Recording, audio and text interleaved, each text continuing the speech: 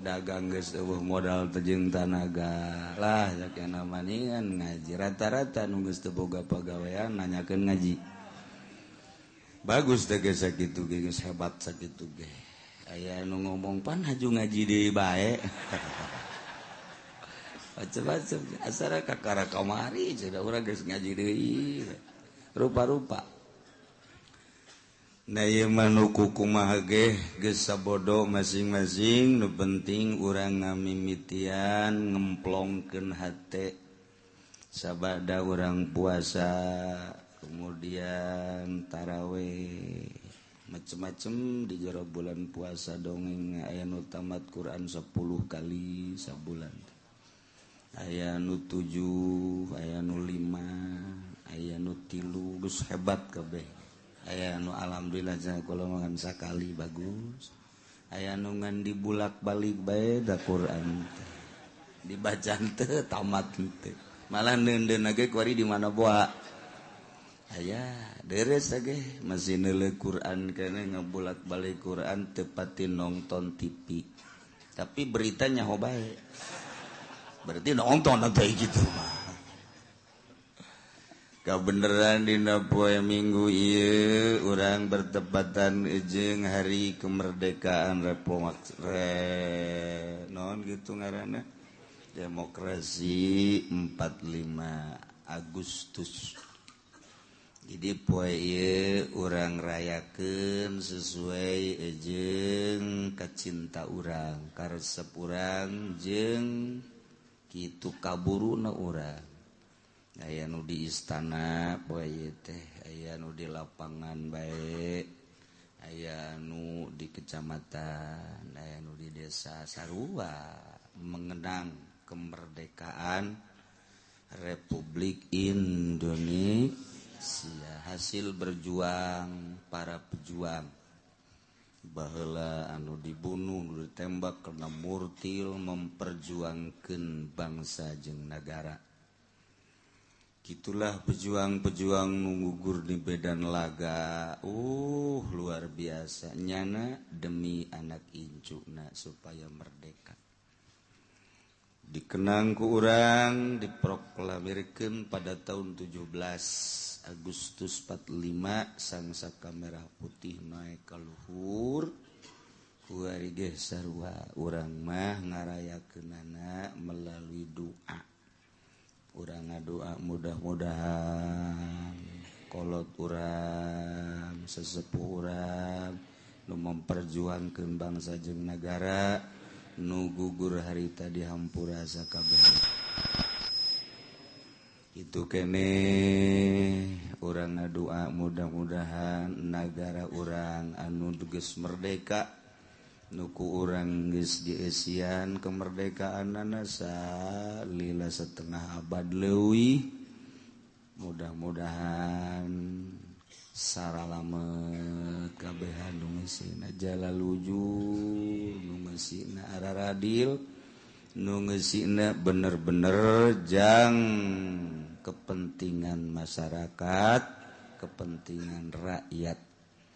nu ngabutuhkeun soal naon bae di jero negara Indonesia ngabutuhkeun pengurus mudah-mudahan ngurusanana bener-bener lillahi ta'ala teu kudu make embel-embel duit teu kudu make embel-embel sogok teu kudu make embel-embel pamere bener-bener niatna lillahi ngan tah ngomong ngan ya kan coba buktina nulillahi ta'ala ngurusan rakyat mana coba beungeut na jeung irungna hayang neuleuh aya ngan gula can manggih tapi nu jelas mah aya bae mudah-mudahan nu jujur supaya tambah jujur nu adil supaya tambah adil nu encan jujur jeung can adil supaya jujur jeung adil sehingga urang anu nyicingan nagara ngarasa tentrem ngarasa tenang ngarasa senang bejana bensin ge geus eueuh ku hari tuh kan mulai kan alhamdulillahirabbil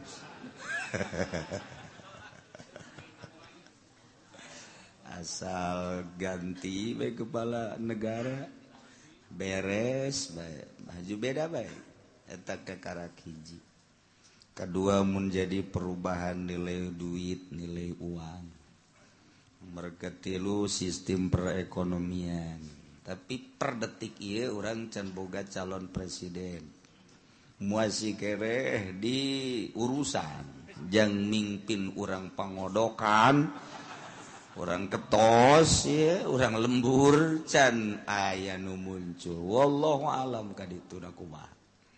mantak urang tetep bae ngadoa bae embusan-embusan geus aya embusan-embusan mawa ka dibejakeun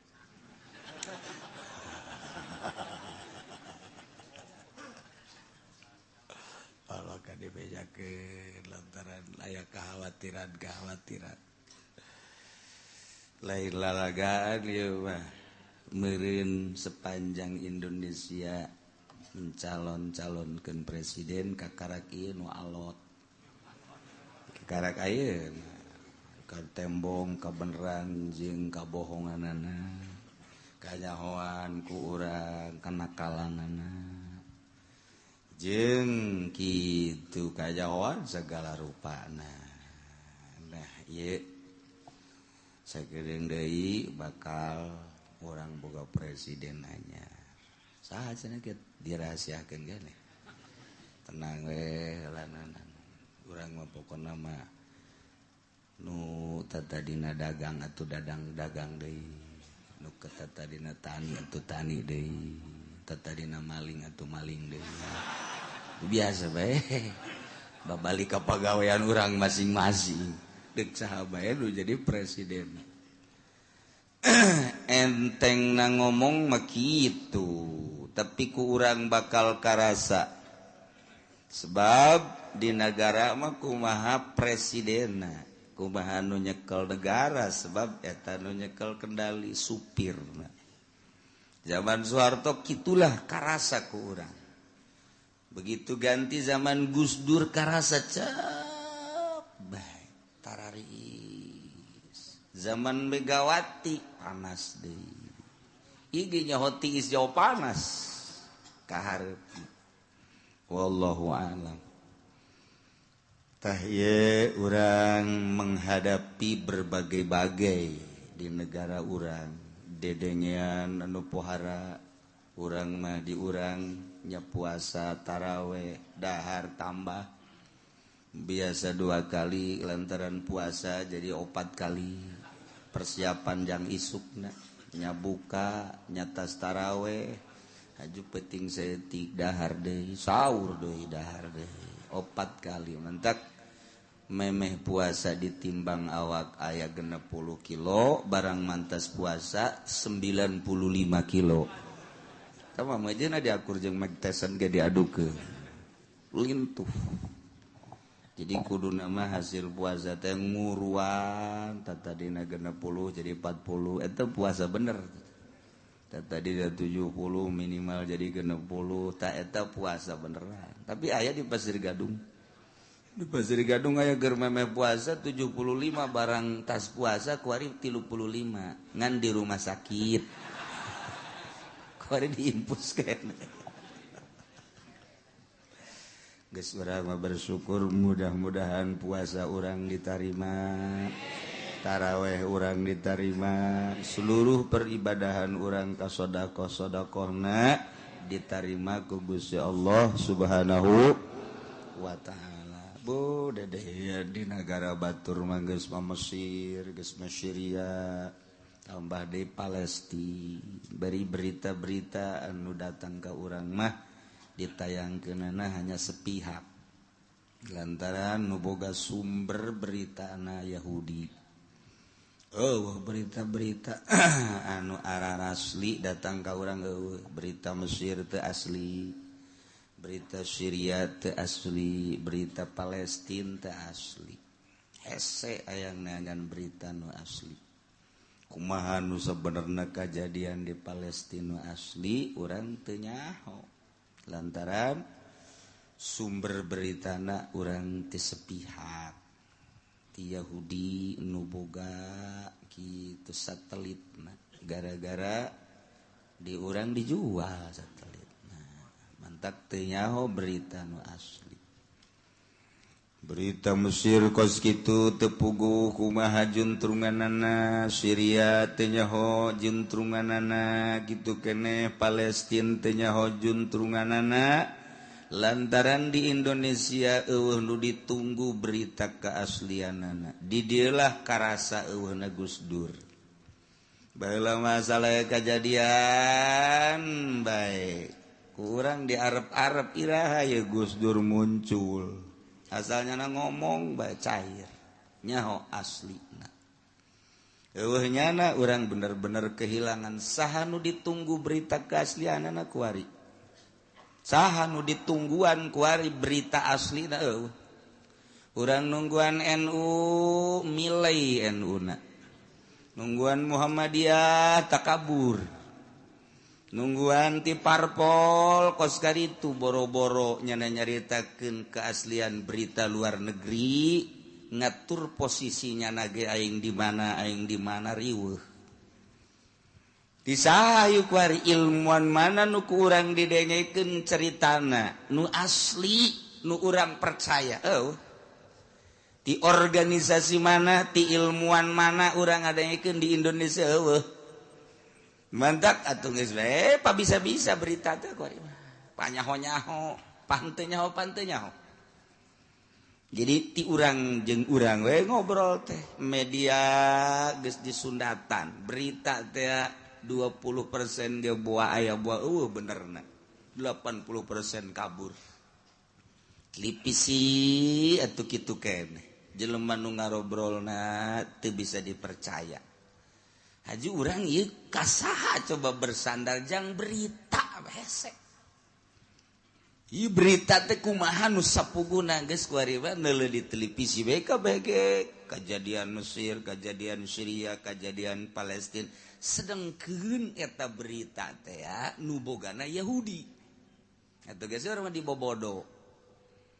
nu kajahoan ku urang mah atuh kematian Palestina diberondong dibom sekian ratus sekian ribu berita Yahudina nu paeh sabaraha teu nyaho urang apa nu paeh hiji-hiji acan mah nya perang nu paeh perang mah kajian nguku bage meureun 10 hiji mah aya bae tapi berita sugan Yahudi ngagoler kabeh berita lah Palestina bae nu malalodar nu pararae Yahudi nu paeh hiji-hiji acan perang Irak nu parae teh urang Irak bae ai multi mana nu paeh hiji-hiji acan masa perang nu paeh di urang ge gelut memperjuangkeun limbah nu paeh aya eta sakitu limbah eta teu komo ieu badana bagi sabilillah di Palestina asal paeh seuri anakna paeh di medan laga bapana ngadoa masyaallah mudah-mudahan kula nyusul coba eta nu berita ka urang mana coba nu careurikna bae nu ditayangkeun teh padahal di Palestina mah begitu paeh nyana seuri lebih duluan mereka dia langsung ke sorga aing macan puguh coba eta nyana geus boga tekad paeh sorga masyaallah karim eta teh sieun datang ka kuari diberitakeun orok-orok para raeh geus moal aya deui bakal neruskeun Palestina di mana horeng pemuda jeung pemudi beak dibom ka dituna geus moal aya nu ngalanjutkeun deui bohong kabohongan aku mah nu biasa natilok anakan ngadadak anakan nu biasa reuneuh hiji eta mah aya aturan opat sakali ngalahir ka kawasan Allah Subhanahu wa taala kumaha eta jih kuari mah 2 4 anakan teh ngajuru bahkan leuwih dahsyat deui di urang can kawin ge anakan eta leuwih dahsyat di urang mah khariqul adat tah mah budak